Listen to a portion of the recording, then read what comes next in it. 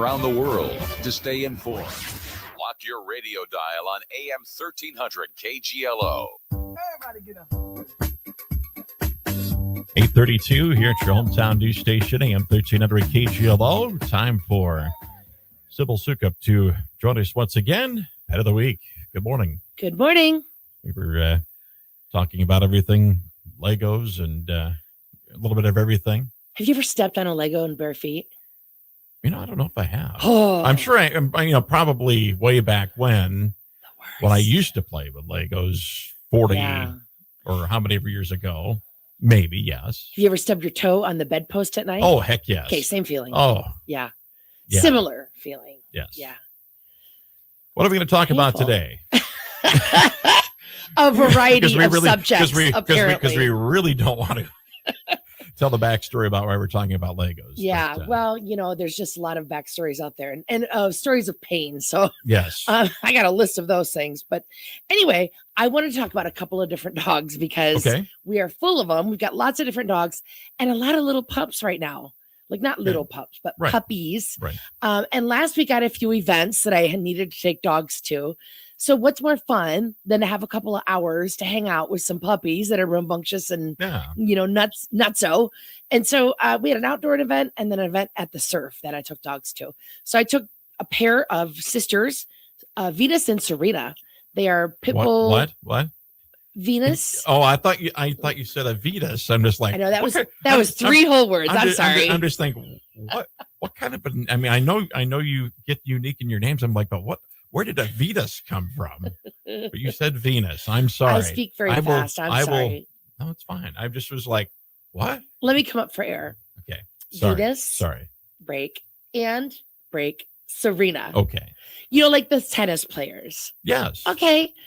So these are two sisters. They are pit bull mixed dogs, maybe about in the 8-month range or so. One is she's dark colored with some tan on her. She's kind of got the tan eyebrows like a Rottie, like a Rottweiler. But then she's got some other different marks on her. And then our sister Serena, she is white with black marks on her. So just kind of an interesting color profile for both of those girls. Right. And they are so fun and not wild or rambunctious per se for puppies. I mean, they're playful and energetic, but they're well-behaved girls and they love to go out for walks together at the shelter because they're sisters, so they can. So they get to see each other a lot and they spend a lot of time getting walked together. But so I took them. Then I needed another dog. So I took another puppy that we have named Root Beer. And he looks, if you looked at him online, if you look at him, you'd think, yeah, he just looks kind of like a root beer, or a root beer float maybe. But he is a brown, tan, cream, random mix of all sorts of stuff. He'd be a good dog to do a DNA test on. But I can definitely see some like hound shepherd mix of some sort, But he too is maybe in the 7-8 month old range. So, but he's a little bit smaller than the girls. And so I thought, well, this would be a lot of fun. He really wanted to play with the girls. And I thought, well, maybe they'll put him in his place a little bit. And oh my gosh, it was like a WrestleMania. But those girls were so nice. Venus and Serena, the bigger dogs, they were so nice to Root Beer, but they would wrestle and play and Root Beer would get kind of annoying and jump on them and, bite at their ears a little bit. And then they would turn around on him and instantly he would flop over on his back and show his belly. That was his uncle move. I give. Right. So it was extremely entertaining and a lot of fun to watch. But in the end, all three of these dogs were just the showcase winners, at these events. And, but no applications for them. Everybody adored them. Everybody loved them, but nobody walked away thinking, I must have one of these dogs. Oh, come on. I know. And puppies, I get it. I don't want somebody to be like, oh, I'm seeing this cute little thing and I must have it right now without thinking of what it really takes to adopt a puppy and have a puppy for the rest of its life. Puppies are a lot of work. I mean, even I don't have a puppy and would not have a puppy because they're, a lot of work. They take a lot of effort. You have to have a schedule that can be consistent. It takes a lot of effort to train them. So you got to know what you're doing. And you can't just jump into it head first and try to figure it out along the way. Well, with what you just said, would you want Venus and Serena to be adopted together or separately, or what would be the perfect situation there? So there's a lot of different people weighing in on this subject. Okay. Some people would say that, they should definitely go together. They're a bonded pair. They would do best together. And they're buddies, they're friends. But the other side of that coin is they're young enough that if they were sent together in a home, their bond might continue to be formed with only each other. And they may not form a bond as strongly as they need to with their human. And really in the home, you as the human, you need to be kind of their alpha, right? The one who is the leader in the relationship. And so if there's another dog involved, that might not happen as strong or as quickly as it should. There's two sides to that coin. Some people say, don't adopt siblings together because they need to separate, unless they're an older dog pair that have spent their lives together, emotionally connected. But these are young puppies that, they are need their independence. Right. But I have people all the time that when we have litters of puppies, they'll adopt two of them together because they want two dogs, and they don't report any major problems with that. So I think, Serena and Venus, they are happy to go together, but I think they're happy to go separate too. You mentioned there's a lot of puppies out there. Is that typical for this time of the year, or is it something that runs in streaks certain times of year? It's kind of typical this time of year that we'll see puppies, just natural course of nature. Right. And with kittens as well, we're starting to see a lot of kittens and pregnant moms come in and give birth to their babies in foster care, in the shelter. We do always need foster families to foster pregnant moms. It is a bit of a lengthy commitment, but it is a temporary commitment. It's not permanent. So when we get a pregnant mom and we reach out and try to find a family to foster that mama, give her a quiet space and she'll do the rest. Like pregnant mom, they know what to do, mama kitties. And so, if you're interested in doing something like that and helping out a kitty that way, we sure would appreciate that help. And you can find out more about that on our website or give us a call at the shelter. But yes, right now we are starting to see that influx. And so we do have kittens and puppies listed separately on our website, which is hsni.org. That's HSNI as in Humane Society, NorthIowa.org. Did we talk about DNA tests last week on the program? I think we did. Because you mentioned about, I think, root beer, and it'd be interesting to run a DNA test and see how it comes back. Yes, because I always mention that, we don't do them at the shelter because they're a little spendy. I mean, maybe, anywhere from $60 to $100, depending on who you do them on. But people that adopt from us do when we don't know. And then they usually send us the results.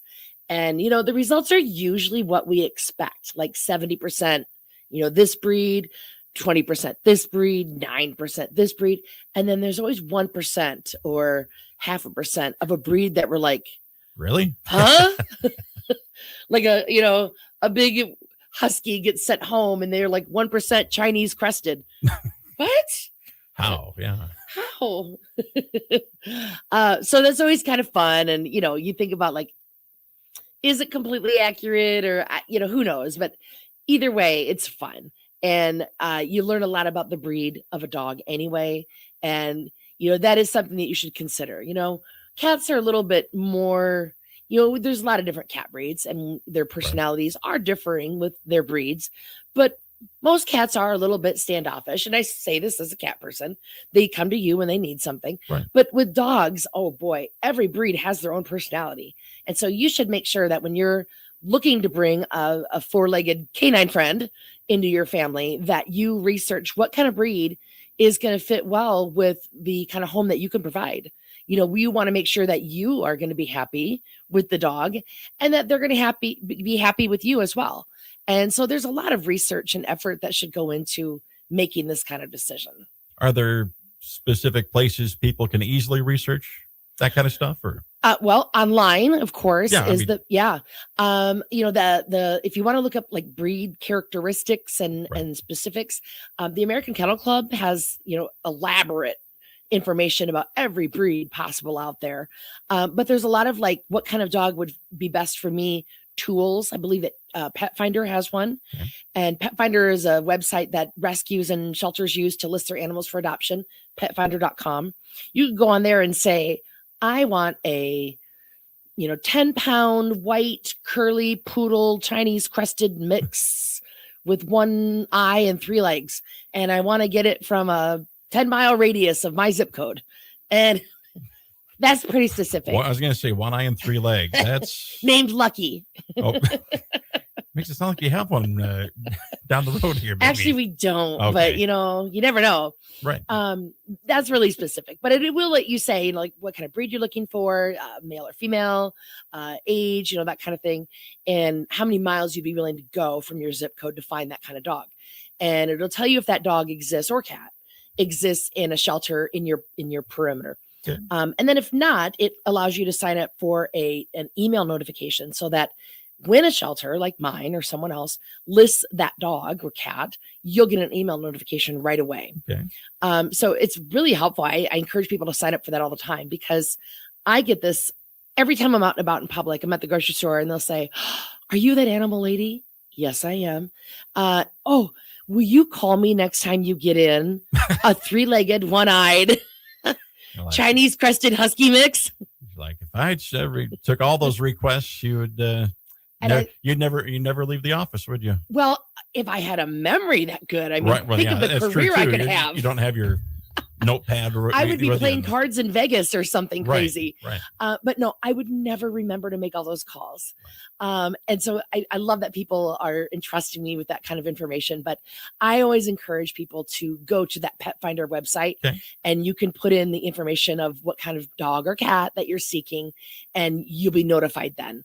And especially like the small breed dogs, when a new animal comes into our care, into our shelter, we hang on to them for several days to allow for people to see the dog, and we need to do some vet work and intake anyway, and then we want to get a variety of applications. It's not first come first serve.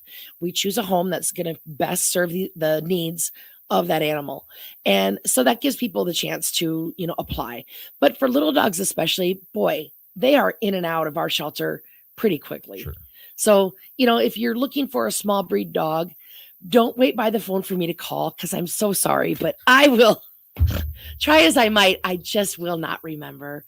But sign up on Pet Finder. We list all of our animals on there, and all of my shelter friends across the state do as well. Nice. Yeah. Anything else you want to hit on before we let you go?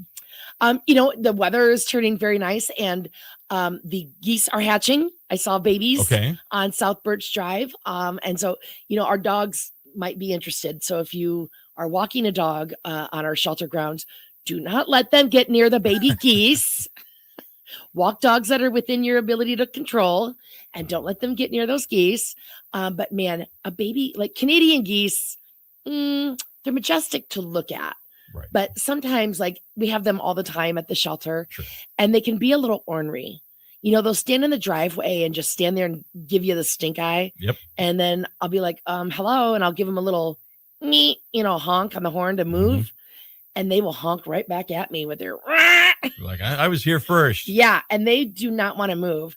And we've had a few swoop at us as we're like taking Really? trash out to the dumpster. Jeez. And yeah, there can be some ornery geese out there.